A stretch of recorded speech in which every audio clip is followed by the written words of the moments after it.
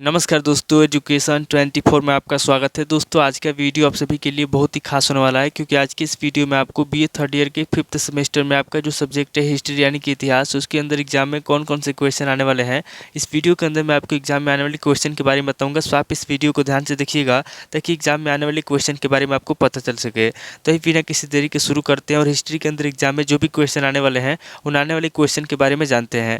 तो यहाँ पे सबसे पहले हम लोग अति लघु उत्तरीय प्रश्नों के बारे में जानेंगे। तो अति लघु उत्तरीय प्रश्नों में पहले प्रश्न की बात की जाए तो यहाँ पे आपका पहला प्रश्न दिया हुआ है 1857 ईस्वी के विद्रोह के प्रमुख कारणों को लिखिए। पहला क्वेश्चन कह रहा है जो 1857 में विद्रोह हुआ था, यहाँ पे आपको 1857 के विद्रोह के प्रमुख कारणों को लिखना है। अब वाली क्वेश्चन की बात की जाए तो यहाँ पे आपका दूसरे क्वेश्चन दिया हुआ है तात्या टोपे कौन था, वह क्यों प्रसिद्ध हुए। दूसरे क्वेश्चन कह रहा है कि तात्या टोपे कौन थे, यहाँ पे आपको सबसे पहले तात्या टोपे के बारे में बताना है, उसके बाद आगे आपको बताना है कि वह क्यों प्रसिद्ध हुए। अब वाली क्वेश्चन की बात की जाए तो यहाँ पे आपका तीसरे क्वेश्चन दिया हुआ है असहयोग आंदोलन के समय कांग्रेस के कोई दो रचनात्मक कार्यक्रम बताइए। तीसरे क्वेश्चन कर रहा है जो असहयोग आंदोलन है, यहाँ पे आपको असहयोग आंदोलन के समय कांग्रेस के कोई दो रचनात्मक कार्यक्रम बताना है। अब वाली क्वेश्चन की बात की जाए तो यहाँ पे आपका चौथा क्वेश्चन दिया हुआ है शांति निकेतन की स्थापना किसने की थी। चौथा क्वेश्चन कर रहा है जो शांति निकेतन है, यहाँ पे आपको बताना है कि शांति निकेतन की स्थापना किसने की थी। अब वाली क्वेश्चन की बात की जाए तो यहाँ पे आपका पांचवा क्वेश्चन दिया हुआ है यो ह्यूम का कांग्रेस के प्रति योगदान क्या था। पांचवा क्वेश्चन कर रहा है जो यो ह्यूम है, यहाँ पे आपको बताना है कि यो ह्यूम का कांग्रेस के प्रति क्या योगदान था। अब वाली क्वेश्चन की बात की जाए तो यहाँ पे आपका छठा क्वेश्चन दिया हुआ है उदारवादियों की कोई चार सफलता लिखिए। छठा क्वेश्चन कह रहा है जो उदारवादी है, यहाँ पे आपको उदारवादियों की कोई चार सफलता लिखना है।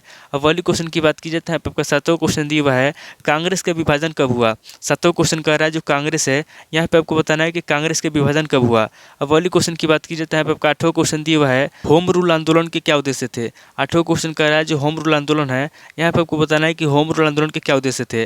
अब वाली क्वेश्चन की बात की जाए तो यहाँ पे आपका नौ क्वेश्चन दिया हुआ है 1857 ईस्वी के विद्रोह के प्रभाव की विवेचना कीजिए। नौ क्वेश्चन कह रहा है जो 1857 ईस्वी का विद्रोह हुआ था उसके क्या प्रभाव थे, यहाँ पे आपको 1857 ईस्वी के विद्रोह के प्रभाव के बारे में आपको बताना है। अब वाली क्वेश्चन की बात की जाए तो यहाँ पे आपका 10वां क्वेश्चन दिया हुआ है अलीगढ़ आंदोलन के कारण बताइए। 10वां क्वेश्चन कह रहा है जो अलीगढ़ आंदोलन हुआ था, यहाँ पे आपको अलीगढ़ आंदोलन के कारण बताना है।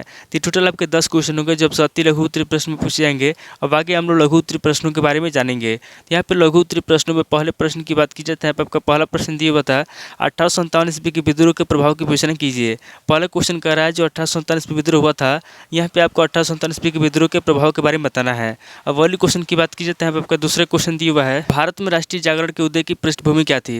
दूसरे क्वेश्चन कह रहा है जो राष्ट्रीय जागरण है, यहाँ पे आपको बताना है कि भारत में राष्ट्रीय जागरण के प्रति उदय की पृष्ठभूमि क्या थी। अब वाली क्वेश्चन की बात की जाए तो यहाँ पे आपका तीसरे क्वेश्चन दिया हुआ है गांधी जी के आर्थिक विचार बताइए। तीसरे क्वेश्चन कह रहा है जो महात्मा गांधी है, यहाँ पे आपको महात्मा गांधी के आर्थिक विचार बताना है।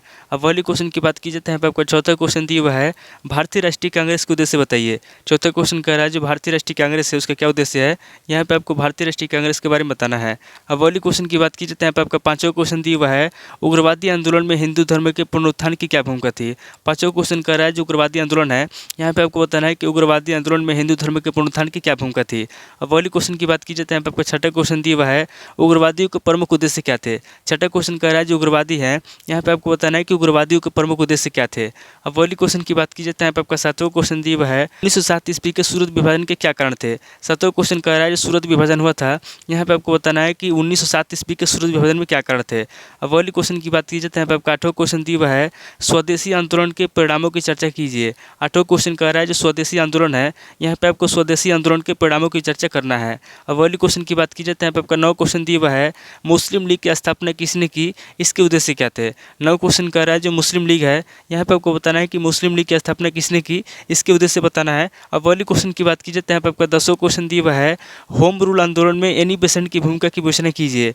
10वां क्वेश्चन कह रहा है जो होम रूल आंदोलन है, यहाँ पे आपको होम रूल आंदोलन में एनी बेसेंट की भूमिका के बारे में बताना है। अब वाली क्वेश्चन की बात की जाए तो यहाँ पे आपका 11वां क्वेश्चन दिया हुआ है होम रूल आंदोलन का महत्व बताइए। 11वां क्वेश्चन कह रहा है जो होम रूल आंदोलन है, यहाँ पे आपको होम रूल आंदोलन का महत्व बताना है। तो टोटल आपके 11 क्वेश्चन होकर जब से लघु उत्तरीय प्रश्न में पूछे जाएंगे। अब आगे हम लोग दीर्घ उत्तरीय प्रश्नों के बारे में जानेंगे। तो यहाँ पे दीर्घ उत्तरीय प्रश्नों में पहले प्रश्न की बात की जाए तो यहाँ पे आपका पहला प्रश्न दिया हुआ है 1857 ईस्वी के विद्रोह के कारणों का उल्लेख कीजिए। पहला क्वेश्चन कह रहा रहा है जो 1857 ईस्वी का विद्रोह हुआ था, यहाँ पे आपको 1857 ईस्वी के विद्रोह के प्रमुख कारणों के बारे में बताना है। अब वाले क्वेश्चन की बात की जाए तो यहाँ पे आपका दूसरा क्वेश्चन दिया हुआ है, भारत में राष्ट्रवाद के उदय के उत्तरदायी कारकों की विवेचना कीजिए। दूसरा क्वेश्चन कह रहा है जो उत्तरदायी कारक हैं, यहाँ पे आपको भारत में राष्ट्रवाद के उदय के उत्तरदायी कारकों के बारे में बताना है। अब वाले क्वेश्चन की बात की जाए तो यहाँ पे आपका तीसरा क्वेश्चन दिया हुआ है, सविनय अवज्ञा आंदोलन का संक्षेप वर्णन कीजिए, ये आंदोलन कहाँ तक सफल रहा। तीसरा क्वेश्चन कह रहा है जो सविनय अवज्ञा आंदोलन है, यहाँ पे आपको बताना है कि सविनय अवज्ञा आंदोलन का संक्षेप वर्णन करना है और बताना है कि जो आंदोलन है कहाँ तक सफल रहा। अब वाले क्वेश्चन की बात की जाए तो यहाँ पे आपका चौथा क्वेश्चन दिया हुआ है, उग्रवाद से आप क्या समझते हैं, उग्रवादी आंदोलन के कारणों का उल्लेख करते हुए इसका महत्व बताइए। चौथा क्वेश्चन कह रहा है कि उग्रवाद से आप क्या समझते हैं, यहाँ पे आपको सबसे पहले उग्रवाद के बारे में बताना है, उसके बाद आगे आपको उग्रवादी आंदोलन के कारण के बारे में बताना है, उसका उल्लेख करना है और उसका महत्व बताना है।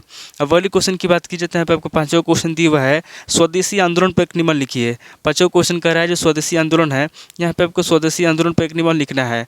अब वाले क्वेश्चन की बात की जाए तो यहाँ पे आपका छठा क्वेश्चन दिया हुआ है, भारत में मुस्लिम सांप्रदायिकता पर एक संक्षिप्त निबंध लिखिए। छठा क्वेश्चन कह रहा है जो भारत है, यहाँ पे आपको भारत में मुस्लिम सांप्रदायिकता पर एक संक्षिप्त निबंध लिखना है। अब वाले क्वेश्चन की बात की जाए तो यहाँ पे आपका आठवां क्वेश्चन दिया हुआ है, मुस्लिम लीग पर एक संक्षिप्त निबंध लिखिए। सातवां क्वेश्चन कह रहा है जो मुस्लिम लीग है, यहाँ पे आपको मुस्लिम लीग पर एक संक्षिप्त निबंध लिखना है।